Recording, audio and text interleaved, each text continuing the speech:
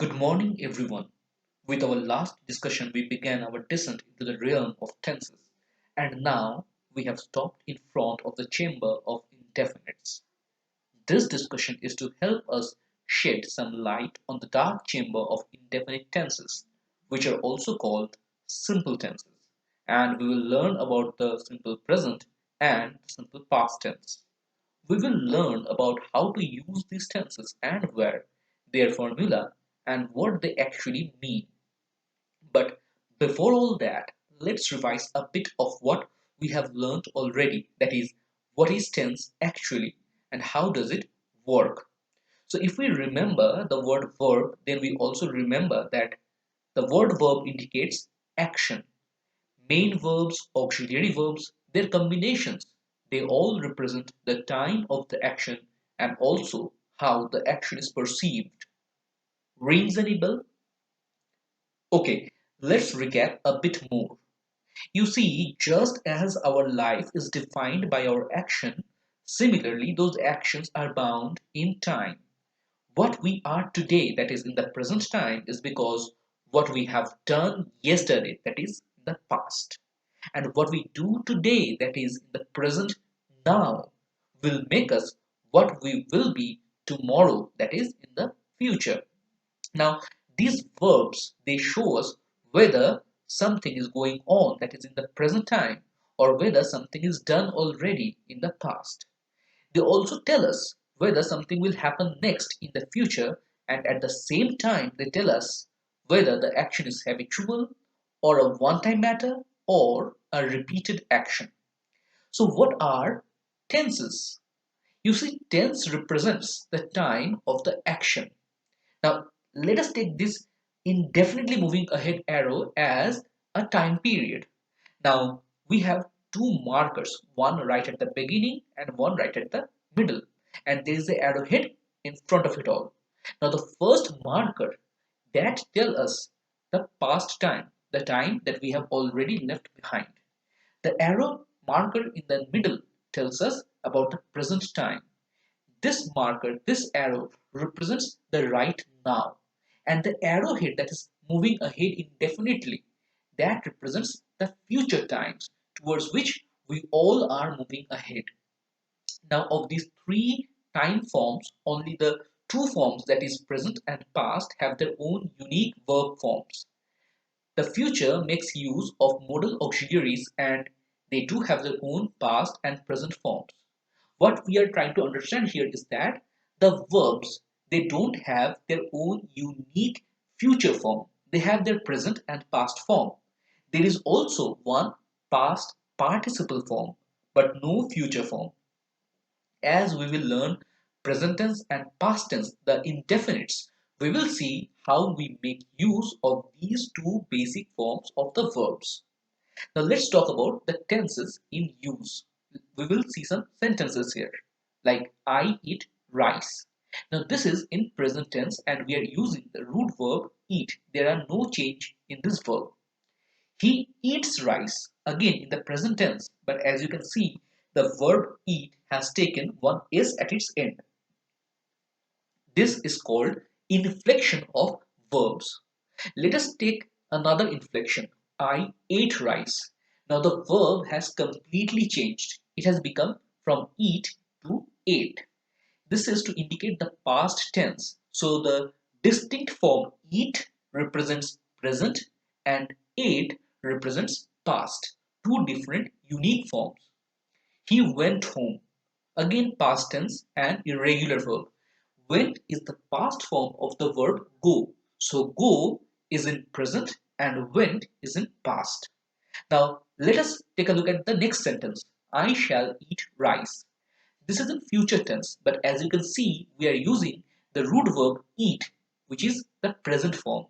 Also, I am going to eat rice. This also indicates future tense, but the verb again is the present root form. Now let us talk about the simple tenses. You see the tenses where the verb themselves change their form to indicate a change in time and doesn't need the element of aspect are called simple tenses. Though I say that the verbs change their form, but as you have already seen, sometimes they can come in their own root forms as well. They don't need their inflections. Now, these tenses, these simple tenses, are also known as indefinite tenses because obviously they don't use the aspects. Now, simple present or present indefinite.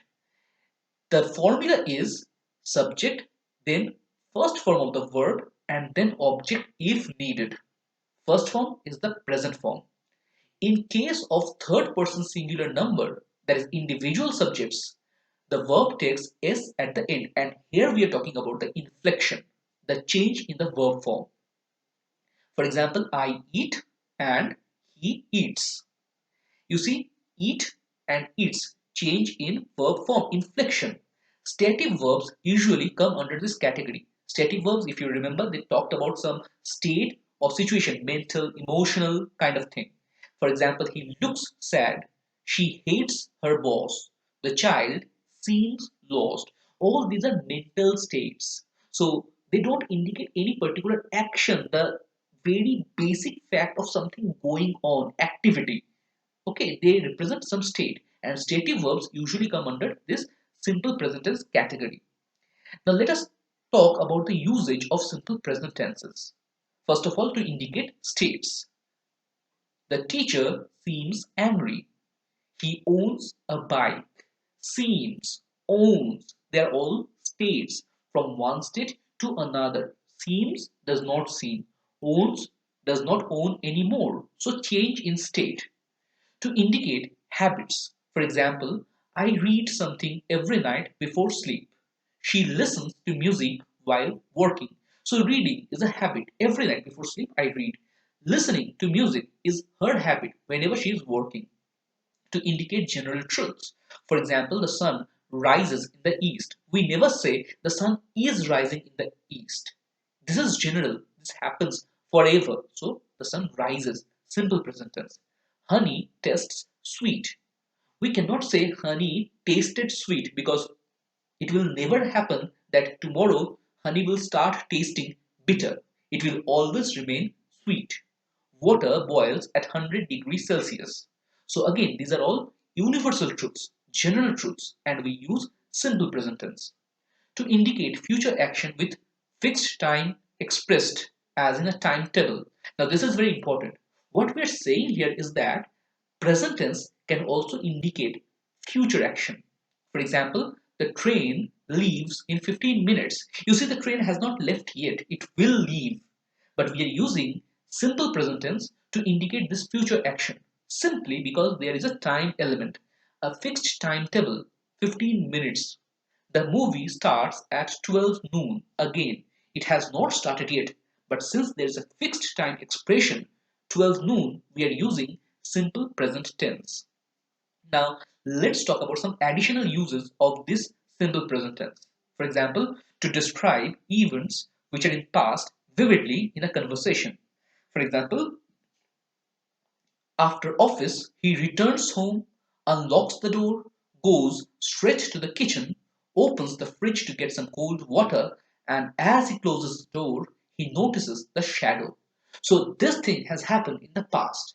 Now, this thing is being told to somebody else vividly as a part of a conversation. So, to bring this whole picture to life, we are using simple present tense. Similarly, in a script for direction, for example, Macduff, this is from Macbeth, Shakespeare's drama. So, Macduff moves towards Macbeth, they fight. Macduff pins Macbeth to the ground. You take any drama script from your syllabus or any theater play book, you will find that all the instructions, the stage directions, the movements, they're all given in simple present tense for general communication with verbs like tell, say, etc. We want to convey something. So in that case, we use simple present tense. For example, they tell me that you are a good comet hunter. She says you sing really well. To convey the information that I have been told you are a good comet hunter, I am using simple present tense. They tell me. Again, same thing with she says you sing really well. To convey the information, general communication, we are using simple present tense. Now let us talk about the simple past tense.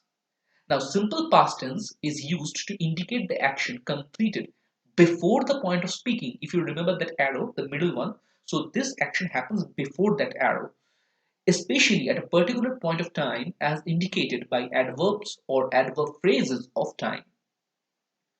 Regular verbs take ed at their end to indicate their past form. They can also take d. Simple past or past indefinite tenses formula. Here we use subject, then the second form of the verb, that is the past form of the verb, and then object if needed. For example, I played a Subway Surfer in the evening. So you see, Subway Surfer I played, but in the evening. An adverb of time is indicated. Similarly, Team Asterix emerged victorious in the PUBG tournament. So again, emerged. This has happened before the point of speaking in the past.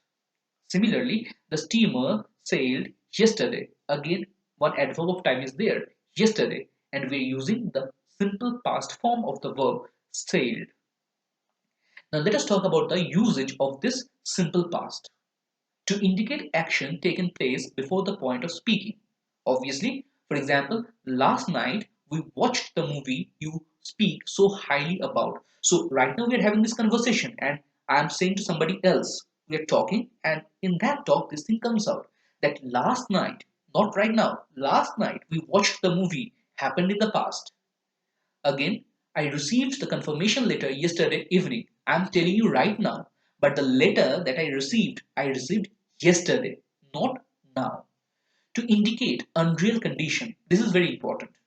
If I ever made that mistake, dad would beat me black and blue. So I have not made the mistake. But I'm just talking about this unreal condition.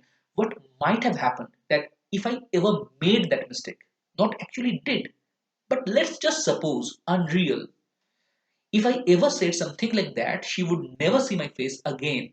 Again, I have not said something like that. I'm just talking about, hypothetically speaking, about this condition when I say something like that and she would never see my face again. So, in these conditions, we use the simple past form to report a speech. This we do in narration change. For example, John said, I am all right. Now, you see, the reporting verb outside is in past tense, said. To report the whole speech, it will become John said that he was all right using the simple past tense. And to indicate habitual action in the past. In college, we skipped the post-colonial lectures every day. So this was done on a regular basis, regularly, habitual. So we are using the simple past tense to indicate this habitual action. Now let's take a look at these tenses diagrammatically. So we have first arrow at the top of the screen moving towards future, the past point, the present point, and the future point. And as you can see, there is a cross mark in between on the present marker. That indicates the simple present time, right now, exact this moment. That is simple present. The next arrow again represents the same kind of diagram, but here there is something more. Let's take a look. You see, there is one diagram, one cross before.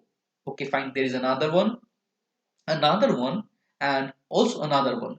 But all these cross marks are coming separately. So this indicates individual actions taking place one after another as in a fixed routine, as in a series of events, habitual action.